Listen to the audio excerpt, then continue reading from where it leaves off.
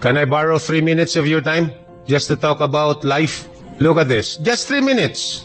Ayaw niyong bumagsak dahil nahiya kayo sa inyong mga kaopisina. Nahiya kayo sa inyong mga kabarangay. Bakit ka mahiya?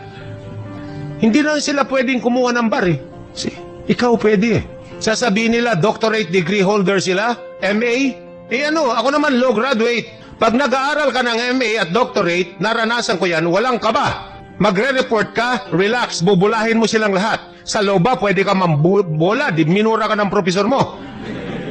Sila ba'y nakaranas na Lunes ang klase, Sabado pa lang, kinakabahan ka na? Nakaranas ba sila nun? Nakaranas ba sila ng sitwasyon nung first year tayo, na nung tayo ay binigyan ng assignment sa criminal law?